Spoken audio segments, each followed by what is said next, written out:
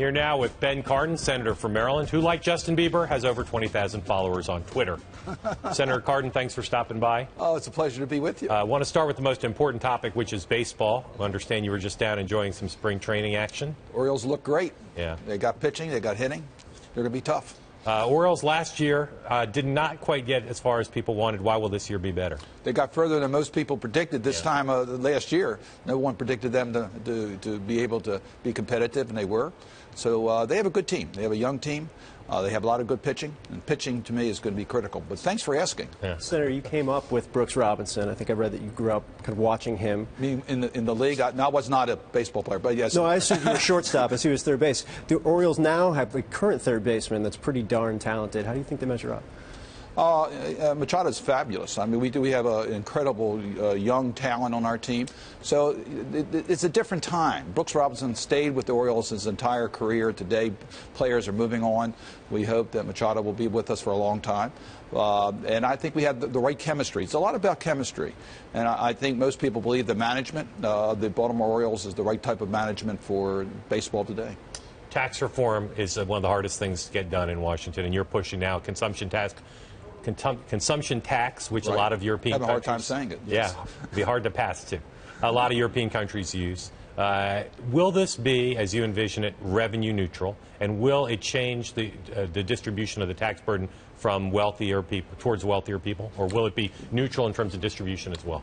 The two must in my progressive consumption tax: one, it's revenue neutral, and second, it will be at least as progressive, that is, for middle-income families, as the current tax code. There are two musts that we'll have in our progressive consumption tax. I filed the bill. We filed it last December, and we believe our bill that filed achieves those two goals. You say at least as progressive. Will it be more progressive? Is that your aspiration, or do you want it to be exactly as progressive as the current code? It can be more progressive. I'm satisfied if it's more progressive, but it can't be less progressive.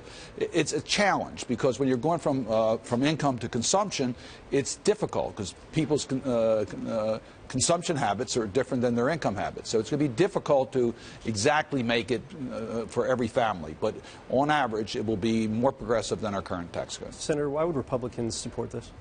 For two reasons. One, because our current tax code is not competitive. They understand that. We need to reform our tax code. The United States relies too much on income taxes versus consumption taxes on the global competition. So they understand that. We need to do more on consumption, less on income. And secondly, I don't think there's any alternative. I don't think there's any other reform that will stand the test of time. In 1986, the last time we reformed our tax code, and it was an effort to reduce rates and spread the burden.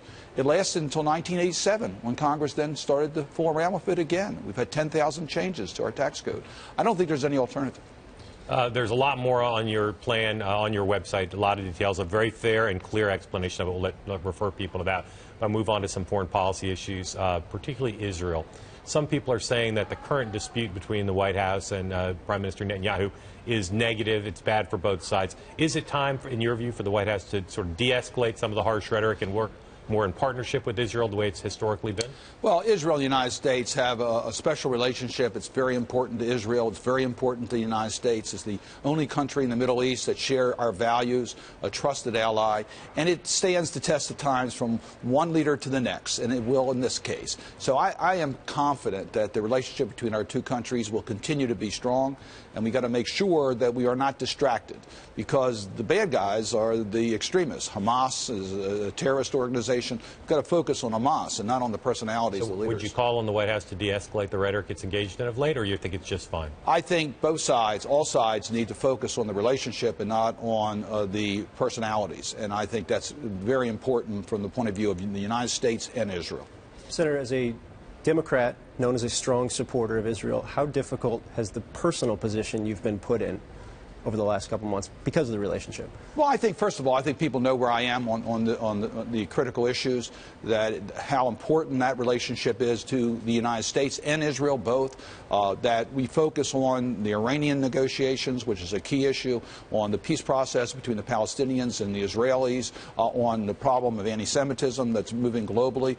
I focus on the issues, and I think most people know that, and I'm going to continue to focus on the issues. But do you find yourself late at night getting phone calls from one side or phone phone calls from the other griping about the other? I at any always point in get time? phone calls late at night. The answer is yes, from all sides, whatever's going on. There's no question that this is an area where there's a great deal of interest among the people of Maryland and the people of the country. And yes, I do get a lot of opinions, and those opinions are not always consistent. Your former Governor Martin O'Malley, it's been in Iowa, been in New Hampshire, thinking about running for president, said over the weekend that the presidency is not some crown to be passed between two families, referencing apparently the Bushes and the Clintons. Do you agree with that, who shouldn't be just passing the presidency back and forth between two families? Well, we want the very best to be president of the United States, and we're blessed on the Democratic side of having some very talented people, including Martin O'Malley and Hillary Clinton. So I think they're both eminently qualified individuals, and I'm sure we're going to have an interesting primary season. But I think we have great talent. I don't know. I wouldn't use, again, the rhetoric lines. Let's see who can stand the test of the primary season and be our nominee. But all other things being equal, would it be better for the country to have a kind of diversity of leadership and not just more Bushes and more Clintons? Oh, well, if Hillary Clinton becomes president, she'll be the first female president of the United States. To me, that's diversity in our system. So I'm not sure I understand the concern of diversity with Hillary Clinton. Former Michigan Governor Jennifer Granholm said, paraphrasing here a little bit, that Martin O'Malley needed to watch himself with statements like that because there's a decent chance he would have a place for the Clinton cabinet if he kind of watched his words. Is that a statement worth saying at this point in time? Well, I would hope all of our candidates would understand that the prize is to make sure that Democrats hold on to the White House. So I think we have to watch how we run our primaries, and I think that's for all candidates. Martin O'Malley is a very talented person, and I would hope that in the course of the primary that he would bring our party together and not try to divide us. Okay. Senator Cardin, thanks very much. Thank you. We appreciate it.